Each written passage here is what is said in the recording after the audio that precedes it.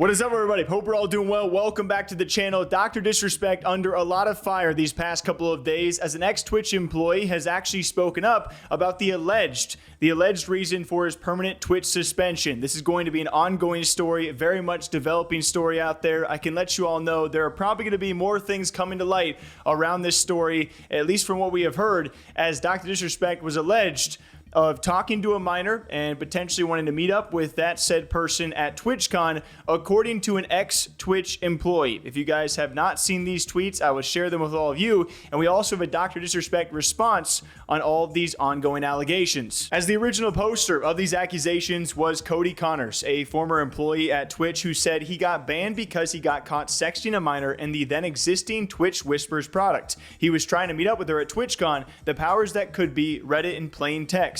Case closed, gang, and then responding to himself by saying no one made the wrong decision, F him and his boys. And a lot of people out there were curious who exactly he was talking about, who he was alluding to when it comes to big, infamous Twitch bans. It was only a small few people this could have been about, and well, especially with all the surrounding figures who gave comment to this about it potentially being about Dr. Disrespect, it was pretty fair to say this was about Doc. Now, many people making their statements around this. I also posted about this, and after Cody had his 2 cents to say, we had actual journalists giving their 2 cents surrounding the situation. Someone like Nathan Grayson, very respected, saying, without revealing anything else in order to protect sources, I can say this is not the first time I've heard basically this explanation, nor is it the second or the third. A caveat though, all of the sources I spoke to were secondhand. They were not in the room when it happened, nor could they provide documentation. In other words, this is not confirmation. Until somebody who actually pulled the trigger either comes forward or talks to a reporter, we will not necessarily have the full or true story. Paul Tassi quote tweeting it saying, this is the former account director of strategic partnerships at Twitch claiming to reveal why Doc was banned. At long last,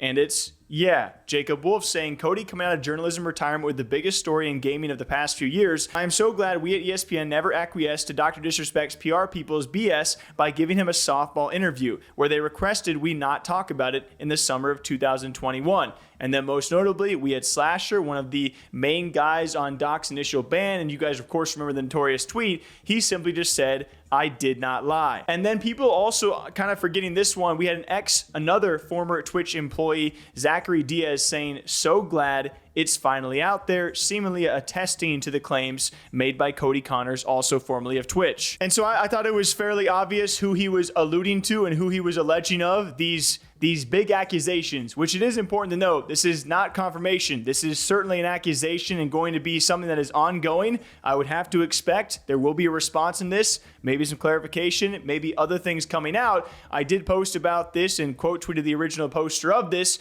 to which I was very surprised to see Doc himself responded, where he noted, Jake, seriously, I get it. It's a hot topic, but this has been settled. No wrongdoing was acknowledged, and they paid out the whole contract. And where this really entered the hot water territory was people pulling that exact quote, saying no wrongdoing was acknowledged. I mean, a lot of people just pounced on that wording and said, okay, that was very PR response.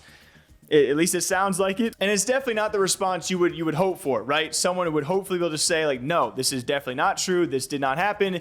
Instead, saying there was no wrongdoing or it was not acknowledged is not what people wanted to hear for a definitive response from Doc. Now we followed this a day after, and Doc has a further clarifying statement on Twitter stating, listen, I'm obviously tied to legal obligations from the settlement with Twitch, but I just need to say what I can say since this is the effing internet. I didn't do anything wrong. All this has been probed and settled. Nothing illegal. No wrongdoing was found, and I was paid. Elden Ring Monday. And we just want to quickly add, like, while I can say this, guys, just no matter what you believe in this case, no matter where you fall in this, just ending the statement with Elden Ring Monday after this is like a very serious thing is crazy, man. Which I would say is a bit of a stronger statement from the day prior, where I'm, again, very surprised he responded to begin with. Of course, no matter how you look at that as a headline, as a quote, read the whole thing, people are going to nitpick what they want about this. A lot of Doc fans focusing on nothing illegal and him saying there was no wrongdoing. For me, the biggest hang up of all of this, the most confusing part,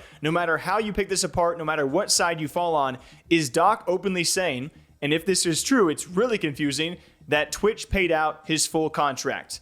That is the part when I'm trying to make sense of this that I can't properly wrap my head around, that even if he was guilty and Twitch did pay out the contract, that makes no sense, because you would think that is reason to null and void the contract, not have to pay him out, and make a public statement about this. But I don't know how these things work. Regardless, this is a very serious accusation made by a former Twitch employee and seemingly backed up by a lot of people who have heard from secondhand sources. But right now, no one has come out as a firsthand source to confirm the reason for Dr. Disrespect's permanent Twitch ban. And I'll leave it at that. There's a lot of speculation going on right now. And of course, as a news channel, we got to talk about this stuff.